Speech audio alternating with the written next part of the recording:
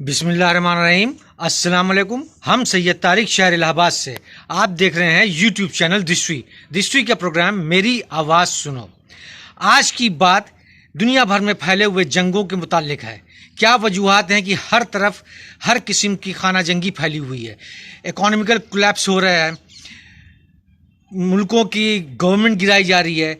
ये कौन लोग हैं, ये क्यों कर रहे हैं, ये क्या करना चाहते हैं और इससे उनको क्या फ़ायदा है, इस चीज़ पे हम तबादला ख्याल करेंगे। तो सबसे पहले अगर हम इस बात को देखें कि दुनिया भर की जो तमाम उठापटक मची हुई है, इसके पीछे सिर्फ एक चीज़ है, वो है कैपिटलिज्म। ये कैपिटलिज्म ही है जिसने पूरी दुनिया को हमेशा बर्बाद किया था, हमेशा करेगा और मौजूदा वक्त में भी कर रहा है। और इन तमाम कैपिटलिज्म, इनका तमाम हंगामों के पीछे सिर्फ एक ही नेशन है, एक ही कौम है, जो है यहूदी। ये वही लोग हैं जिनको अल्लाह ताला ने मनुसलवा दिया, ये वही लोग हैं जिनको अल्लाह ताला ने सबसे अच्छी कौम कहा, और ये अपने आप को अल्लाह का बेटा कहने लगे और दूसरों को कमतर समझने लगे और दूसरों को जो है गिरा हुआ समझ पे और जुल्म करने लगे।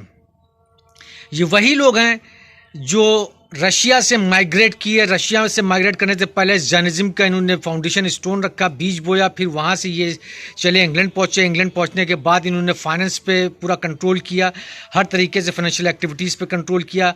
मौजूदा वक्त में सारा बैंकिंग सिस्टम इन्हीं के पास है, सारी स्टॉक मार्केट इन्हीं के पास है और सारा एडवर्टीजमेंट इन्हीं के पास है। ये प्रॉक्सी हुकूमत कर रहे हैं पूरी दुनिया पे।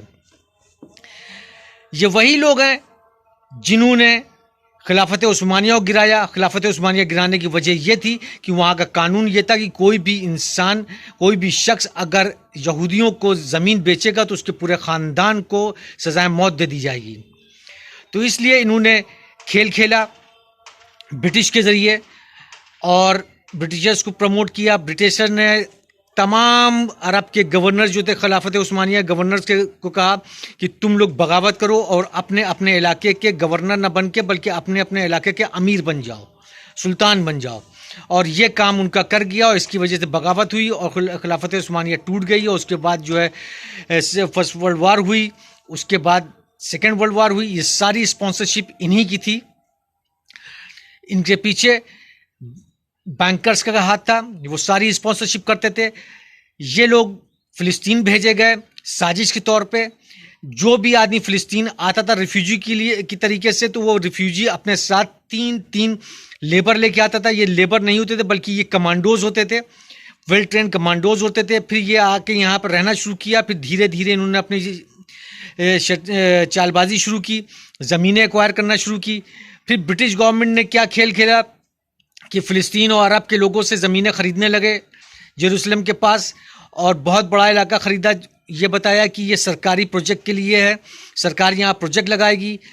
तो लोगों से ज़मीन ख़रीदती गई, लैंड बैंक बना लिया, बहुत बड़ा जब एरिया हो गया तो जब वहाँ से ब्रिटिशर हटे, उन्होंने वो सारी ज़मीन अलॉट कर दी यहूदियों को।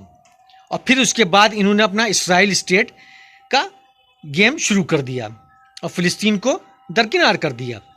ये वही लोग हैं जिन्होंने यूनाइटेड नेशन इस्टेब्लिश किया, ये वही लोग हैं जिन्होंने वर्ल्ड बैंक इस्टेब्लिश किया, ये वही लोग हैं जिन्होंने IMF इस्टेब्लिश किया, और ये वही लोग हैं जो मौजूदा वक्त में क्या कहते हैं आपका न्यू वर्ल्ड ऑर्डर बनाया है।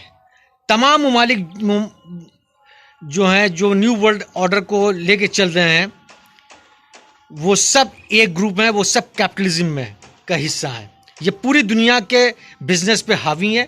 इनका ये मानना है कि दुनिया में अनरेस्ट पैदा करो, इकोनॉमिक अनरेस्ट पैदा करो। जब इकोनॉमिकली लॉस होने लगेगा तो वो कंपनियों को हम ख़रीद लेंगे, इनडायरेक्टली डायरेक्टली हम ख़रीद लेंगे। फिर उन्हीं के वो प्रोडक्ट उनका मैन्युफैक्चर होगा, मगर मुहर हमारी लगेगी और हम उसके मालिक कहलाएंगे। और इस तरीके से 50 से 100 बड़ी कंपनियां पूरे दुनिया का बिजनेस के मालिक हो जाएंगी। ये वही लोग हैं जो हर हालत में कश्मीर चाहते हैं और कश्मीर की वजह से अभी हंगामा होना बाकी है। ये वही लोग हैं जिन्होंने अमेरिका और क्या कहते हैं नेटो के ज़रिए मिडल ईस्ट को पूरा तबाह किया। 7 मुल्क जो हैं मुसलमानों के तबाह कर दिए गए, बर्बाद कर दिए गए। ये वही लोग हैं जो यूक्रेन को बर्बाद कर रहे हैं। ये वही लोग हैं जिन्होंने अफ़गानिस्तान पे अटैक करवाया, पहली दफ़े भी, सेकेंड टाइम भी, क्योंकि सबके पीछे कैपिटलिस्ट का हाथ था, और कैपिटलिस्ट का जहां हाथ है वहां पे मास्टरमाइंड प्लानर यहूदी हैं।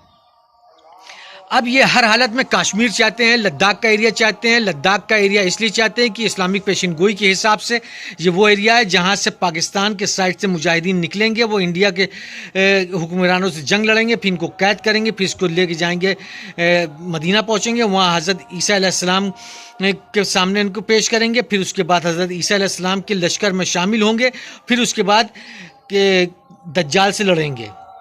जो दज्जाल वो है जो यहूदियों को मसीहा है, उससे जंग होगी, फिर उसके बाद दुनिया में हज़रत ईसा अलैहिस्सलाम की हुकूमत कायम होगी। तो ये लद्दाख का एरिया बहुत अहम है इनके हिसाब से, और ये यहूदी जानते हैं कि रसूल पाक सल्लल्लाहु अलैहि वसल्लम को ये कहा था कि हमें हिंद की तरफ से ठंडी खुशबू आ रही है, हवाएं आ रही हैं। तो ठंडी हवाएं से मुराद ये कि यहाँ पे मुसलमानों की तादाद, आबादी और दीन, ये चीज़ होगा, इसलिए इनको ख़तरा ये है। और दूसरा ख़तरा पेशन गोई के हिसाब से जो मुजाहिदीन उठेंगे दो पहाड़ों के बीच से, हिमालयन रेंज से, जो पश्तून और पाकिस्तान और अफ़गानिस्तान का एरिया पड़ता है, तो इनको हर हालत में उनको रोकने के लिए चाहिए लद्दाख क्योंकि इतनी ऊंचाई पे है कि उसको कहा जाता है कि ये एरिया ईगल आई है, यहाँ से 3/4 दुनिया पे निगाह रखी जा सकती है। एक side Pakistan, Afghanistan, India, China, Russia और मिडल ईस्ट और आपके नेटो ममालिक ये हैं।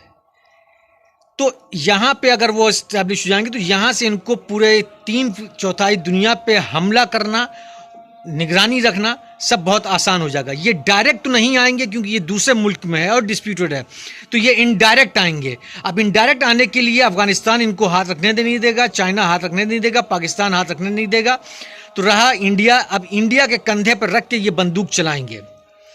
अभी इनको अपनी हुकूमत काम करने से पहले इन्होंने मैसिव इन्वेस्टमेंट चाइना में किया हुआ है।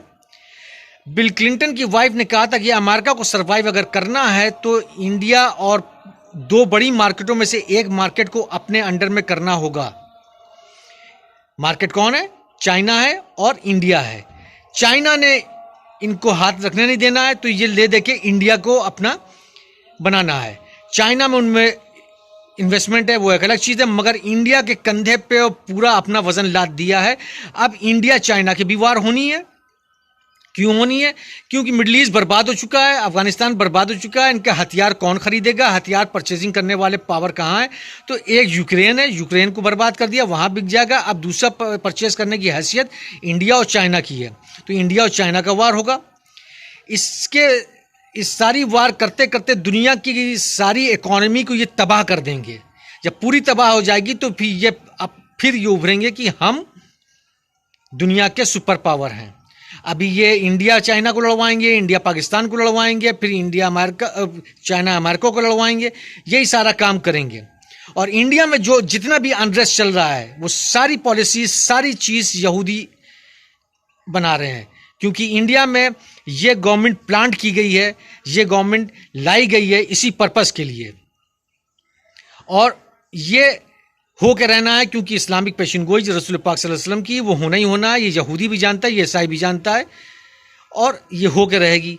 तो इस चीज़ को करने के लिए ये अपना डिफेंसिव सिस्टम मैकेनिज्म बना रहे हैं, और ये हर तरीके से ये पूरी ताकत लगा करके कश्मीर में ये आएंगे। यूनाइटेड नेशन के जरिए कानून लेके आएंगे, उसको अलग स्टेट बनवाएंगे या वार करवाएंगे, या एक बड़ा जंग का मसला बनेगा। ये थर्ड वर्ल्ड वार का अहम जगह बनेगी, क्योंकि अमेरिका भी पिट पिटा के गया है। अफगानिस्तान के लोगों ने, मुजाहिदों ने 53 मुल्कों की फौज को, इंटेलिजेंस को जूते से मार के भगाया है। अभी वो गए क्यों? इकोनॉमिकली बहुत ज़्यादा वो नुकसान में थे। अभी 2-3 साल के बाद उनको वापस आना है। उन वापस आने से पहले अपनी पिट्ठू गवर्नमेंट पाकिस्तान ने पहुंचा दी है इमरान खान को गिरा के, क्योंकि इमरान खान ने ये बोल देते एब्सोल्युटली नॉट, हम अपने एयरबेस आपको नहीं देंगे। वो रशिया के साथ कोऑपरेट कर रहा था, तो ये एक प्रॉब्लम की बात थी। तो जो टफ आदमी था उसको हटा दिया, जो उनके गुलाम है उनको बैठा दिया। अब यहाँ से शुरुआत होगी आने की, धीरे धीरे, स्टेप बाय स्टेप। और उससे पहले इंडिया में इतना अनरेस्ट होगा, इंडिया की जितनी भी पॉलिसीज चल रही है सब प्रो टू कैपिटलिज्म है, कैपिटलिस्ट है। और प्रो टू कैपिटलिस्ट का मतलब ये है कि अंबानी हो, चाहे छाबरियाँ हों, चाहे हिंदुजा हो, चाहे टाटा हो, चाहे अडानी हो, ये सब ग्लोबल मार्केट से पैसा उठाते हैं, ग्लोबल बैंकिंग से पैसा उठाते हैं और इनकी बिजनेस में अच्छा खासा स्टेक होल्डर यहूदी हैं। तो आने वाले वक्त में जो भी पॉलिसी हो रही है, जो भी पॉलिसी मौजूदा वक्त में होगी, वो थ्रू इंडस्ट्रीज ही इंडिया में आएगी। और यही इंडस्ट्रीज जो हैं पॉलिटिशियन को कंट्रोल करते हैं। ये सारे नेताओं पे पैसा लगाते हैं, सारी पॉलिटिकल पार्टी से पैसा लगाते हैं। जो जीती वो इनकी, जो हारी वो इनकी। जब चाहा उसको खींच लिया, जब चाहा उसको बैठा दिया। ये सब इंडस्ट्रीज करते हैं और ये कर रहे हैं। तो इंडिया में मौजूदा वक्त में जो अभी नया शगुफा छुटा हुआ है आपका आर्मी वाला अग्निपथ का, तो ये अग्निपथ भी उसी का हिस्सा है। ये इंडस्ट्रियलिस्टों को ट्रेन आर्मी पर्सनल चाहिए। जो आर्मी वाला इसमें आएगा नहीं, तो इन्होंने 4 साल की ये जो है आर्मी की जॉब क्रिएट करवाई। 4 साल का मतलब ये अगर ये लोगों को सिलेक्ट करते तो ट्रेनिंग देते तो पैसा इनका खर्च होता। अब ये सरकारी तौर पे खर्चे पे ट्रेंड होंगे और फिर उसके बाद इनके यहाँ जाके छोटी मोटी काम करेंगे। और इसके बाद जो लोग जॉब से 4 साल के बाद निकाले जाएंगे वो एंटी इस्लामिक एक्टिविटी में इन्वॉल्व होंगे, जेनोसाइड में इन्वॉल्व होंगे। इंडिया में अनरेस्ट, पॉलिटिकल अनरेस्ट, एक किस्म से ये हर किस्म की अनलॉफुल एक्टिविटीज़ में शामिल हो जाएंगे। इनको इसीलिए ट्रेन किया जाएगा। ये एक पॉलिसी है, ये भी एक कहना है, ये भी एक नज़रिया है। हो सकता है ये गलत भी हो, मगर 90% चांसेस ये गलत नहीं है। तो आने वाले वक्त में कश्मीर में यहूदियों का आमद है और इनकी वजह से एक बड़ी जंग इंडिया में होगी, इकोनॉमिकली तबाही होगी। मौजूदा वक्त में इन्होंने इकोनॉमी पूरी दुनिया की दबा कर रखी है और उससे सारा बेनिफिट इनके बैंकिंग सिस्टम को हो रहा है और इनके स्टॉक मार्केट को हो रहा है। ये जब चाहते हैं स्टॉक मार्केट उठाते हैं, जब चाहते हैं स्टॉक मार्केट गिरा देते हैं और हर तरीके से सारा के सारा पैसा, सारा हर चीज़ इन्हीं के पास जा रहा है।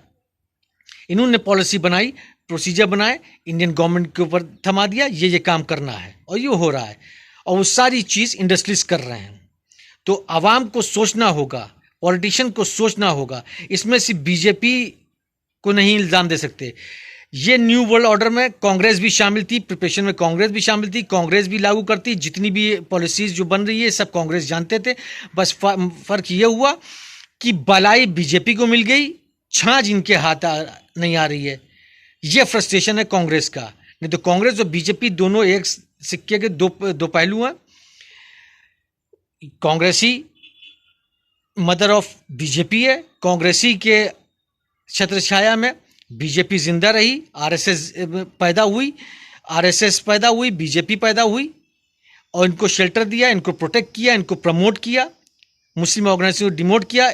वो सारी पॉलिसीज़ मुसलमानों के खिलाफ जड़ें काटना, मुसलमानों को बर्बाद करना, ये कांग्रेस की देन थी। कांग्रेस ने 1947 से लेके अब तक सिर्फ मुसलमानों को बर्बाद किया।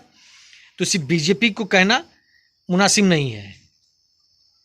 तो ये एक बड़ा खेल यहूदियों का है और ये होना ही होना है, क्योंकि यहूदी इस्लामिक प्रोफेसीज और अपने मज़हब के हिसाब से चल रहे हैं। वो इंडिया को सिर्फ इस्तेमाल करेंगे और इंडिया को पूरी तरीके से तोड़ने की कोशिश करेंगे, क्योंकि जब ये अपने आप को सुपर पावर बनाएंगे तो दूसरे मुल्कों को तोड़ेंगे, साइज में छोटा करेंगे, डिस्ट्रॉय करेंगे, इकॉनमी डिस्ट्रॉय करेंगे, सारी चीज़ डिस्ट्रॉय करेंगे। वो स्टेप बाय स्टेप करेंगे और ये हद तक कर चुके हैं, सक्सेसफुल हो चुके हैं इसमें। ये तमाम बातें आप जानते भी हैं, मगर याद दहानी के लिए किसी न किसी को बोलना होगा। हमारे इस चैनल को अगर शेयर करना चाहे करें। मेरी रिक्वेस्ट है कि इसको लाइक करें और इसको प्रमोट भी करें। शुक्रिया।